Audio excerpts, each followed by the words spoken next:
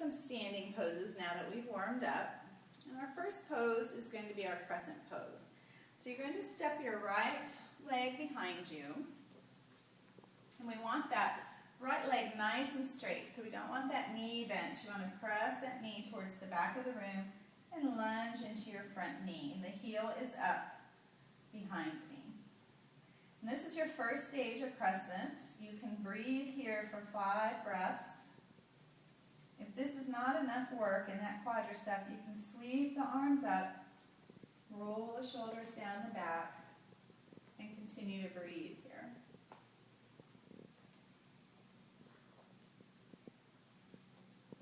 Your tailbone is drawn down slightly, and your arms are reaching up. Once you've taken your 5 breaths, we can spin on that back foot. We're going to find our warrior 2. So our back blade of the foot is lined up parallel with the mat. The front of my body is now facing the side of the room, and I'm lunging into that knee. Belly's pulled in and my arms are swept out to the side. I'm gazing out over those front fingertips. This opens our hips as we sink. And you also want to be mindful and make sure that knee doesn't fall inward. We want it tracking towards the pinky toe side of the foot. And feel both feet pressing into the mat equally. And hold for 5 breaths. Bring the hands together and step forward. And then we'll repeat it on the other side. So you're going to step your left foot back. And again, hands can be on the thigh. You can have them in front of you balancing, or you can sweep them up. The important thing here is squeezing this back leg all the way up to the glute. It's nice and active. And lower that lunge as much as you can. And with yoga, the breath is so important. So this is a challenging pose, but if you learn to lengthen your breath, you can stay in it for several breaths. And bring your hands to your heart and spin on that back foot again. And line it up. And then spread your arms for your warrior 2. And you're going to sink this forward thigh. We want to make sure this knee stays directly over the ankle. We don't want to go more forward with the knee. That can cause instability with the knee. So you want to keep it nice and lined up. And breathe. Relax the shoulders here, away from the ears.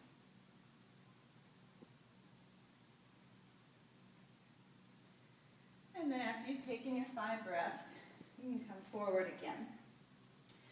Feels good to do a forward fold in between your standing postures. So have a flat back, swan dive down, and fold in half. Let your head hang nice and heavy. You can move it around. Release the tension from your shoulders. And stretch those hamstrings. Keep a bend in the knees if you like. And spend 3 breaths there. Sweep your arms out long, flat back, and rise back up. Now practice our triangle pose, and everything really either starts in crescent or warrior 2. So you're going to come back to your warrior 2 and find your foundation first. So nice outstretched arms, knee bent, and that back leg stays strong. This time we're going to inhale, straighten that leg. We don't want to lock the knee. We want to keep a little micro bend.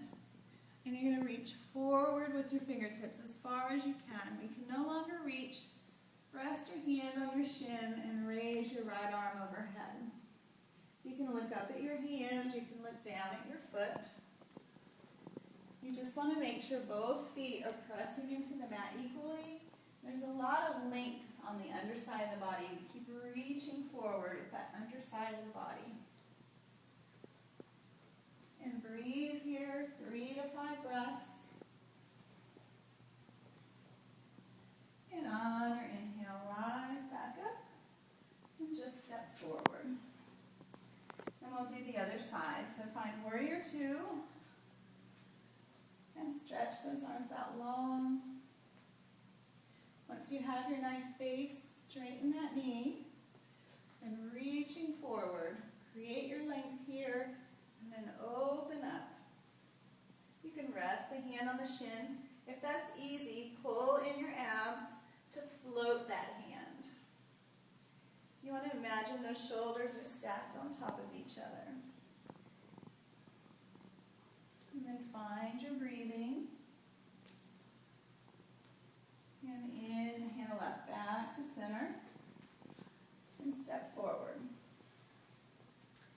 And then we'll practice our balancing. We lose our balance as we age, so we want to keep continuing to practice it.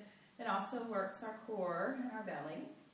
So bring your hands to heart center and just rock back and forth on your feet a minute till you feel all four corners of your feet engaged with the floor. We're going to shift our weight into our left leg. And first of all, just bring your heel to your right ankle. And take your gaze to something on the wall that doesn't move, and make sure that knee opens out. So we don't want to be closed off, we want to be opened out because this opens our hip as well. Squeeze your standing leg, pull in your belly, and then if you want to lift your foot to your calf, you can do that. And find your balance here. Sometimes you fall out of it, and that's okay. When you're ready, you can raise your arms overhead if you like. And continue to breathe. When we balance, we hold our breath. So we want you to breathe into it. And hold as long as comfortable for you, 3, 5, 8 breaths.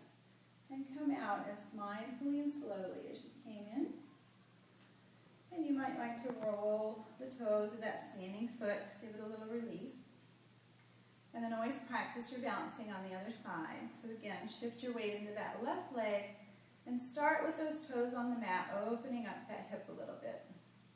And notice if you kind of sink into that standing leg, we want to always be lifting up, nice long center of gravity. And bring that right foot to the shin. Find your balance first before moving on and growing that tree. Smooth breaths. Make those poses as effortless as possible. And exhale. Very good. We'll practice one more balancing technique. So, with your hands at heart center again, we're going to step the right foot forward, lifting the left toes up off the mat. Flex your foot and keep your hips nice and square. And we'll bring those arms out to the side into our airplane and just begin to hinge forward. If this is where you are right now, that's okay. We want to bring the body parallel with the floor. And you'll notice my back toes are pointing towards the floor. I'm not opening my hips. So pull in your belly and continue to breathe here. My right standing leg is slightly bent. And when you can hold it no longer, just rise up. Good. And then we'll come to the other side. So you're going to just step forward, get grounded through all four corners of the feet, lifting that right leg up behind you, flexing the foot. You want to keep it nice and active. Bring those arms out, pull in that belly, and balance in your airplane.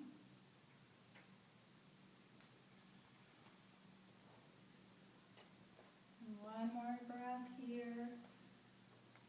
And rising up. Very good. Now inhale, sweep those arms up.